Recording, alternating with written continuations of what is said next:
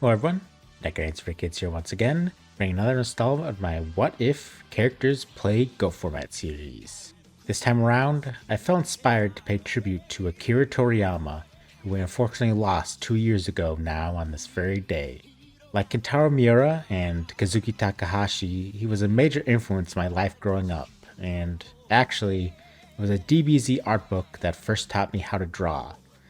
I never could truly pay proper respects to him, but hopefully it can mean something here to you guys by showing off one of his most beloved characters in another medium.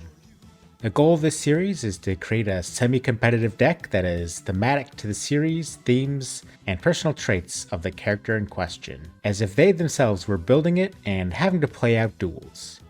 And by semi-competitive, I mean the deck has a fighting chance against meta decks, even if it would likely never top a tournament.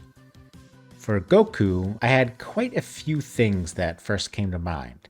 Of course, the deck he played had to be aggressive and not super brainy. However, a skill drain aggro deck also wouldn't make sense for him, because Goku actively enjoys his opponents having a fighting chance and showing off what they can do. I considered a deck involving level monsters to represent the myriad of Super Saiyan forms, but not only are most level monsters pretty weak in Go format, but the best level monster, Horse the Black Flame Dragon, had a similar problem to skill drain, even though it hits a double whammy with it being a dragon-based card. Plus, despite its name and the significance of the Wish Dragons in the series, I don't think that dragons would be Goku's focus. I had also considered a aggro burn deck, with the burn cards representing Ki Blasts, but again, I think Goku would enjoy having greater interactivity and not feeling like he was winning in a way where the opponents couldn't possibly interact with him. I also think that with the themes of friendship throughout the series, Goku would try his best to include cards that are similar to the allies he's made throughout the years. All that led to me building this deck here, and I'll break down each thematic card choice one by one for you.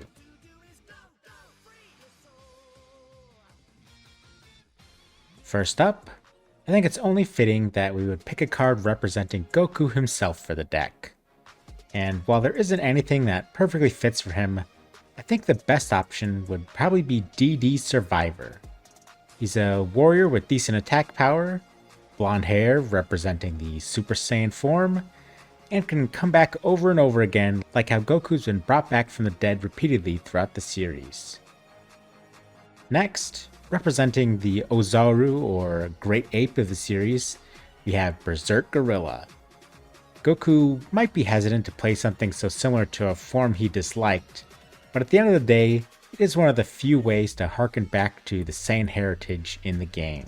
If it had been a bit more competitive of a card, we could also include Wild Nature's Release to represent entering Super Saiyan mode. Then, we have a stand-in for his wife Chi-Chi, DD Warrior Lady, who might not have the greatest attack power, but who anyone in the series should be afraid of.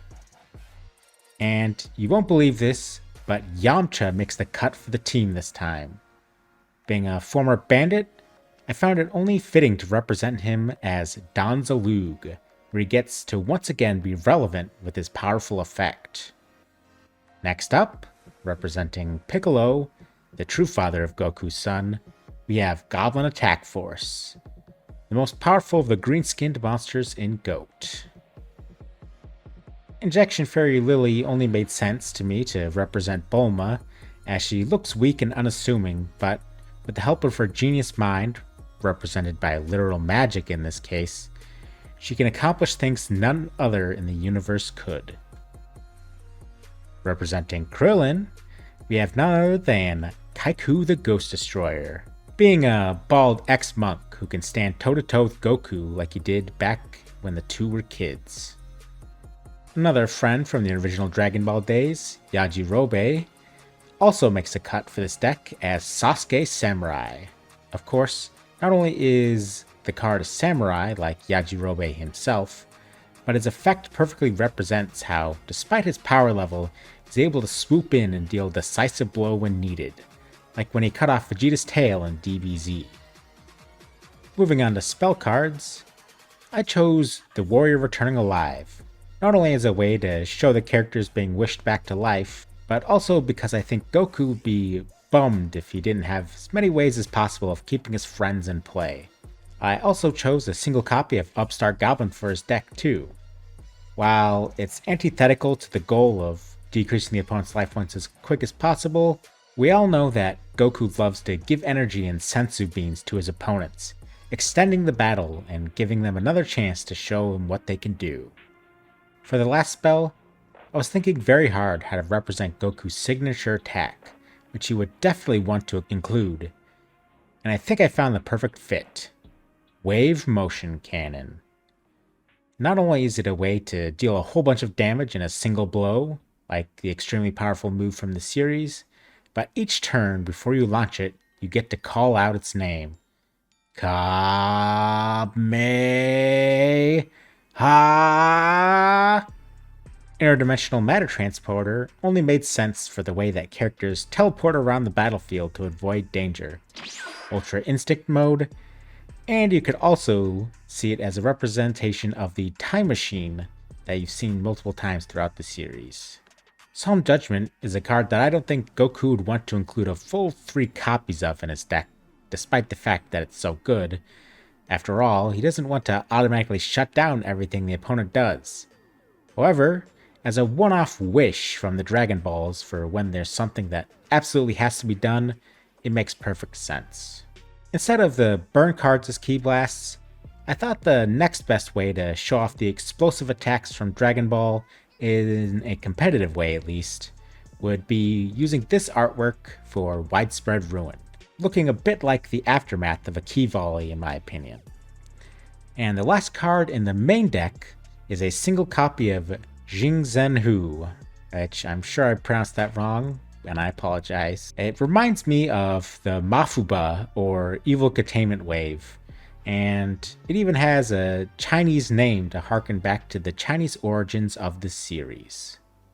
Now, a lot of the cards in the side deck aren't as strong, but I thought they were cool thematically, or represented certain aspects I couldn't resist including.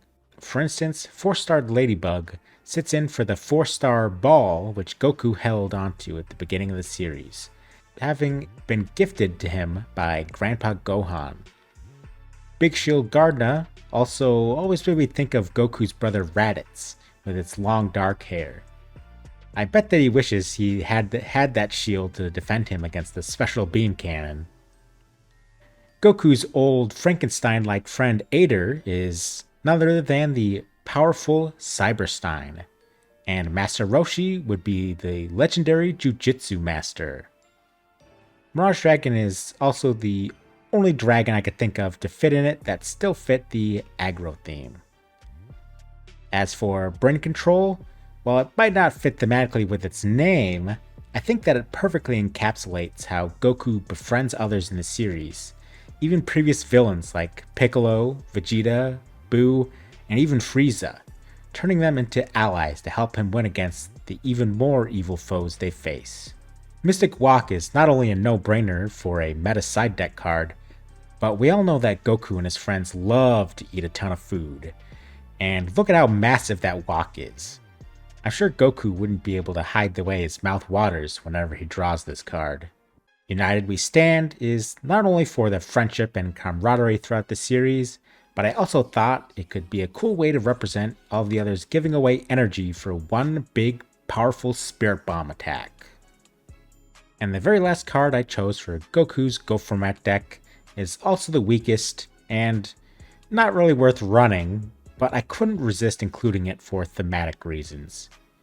Nutrient Z. I mean, come on. So, what did you think? Is there another way that you would build a Goku themed deck in Go Format? Any cards I missed that could have been included? Hopefully you guys enjoyed the video, and that I in some way was able to honor the memory of the great Akira Toriyama. I'll see you next time from Necromancy.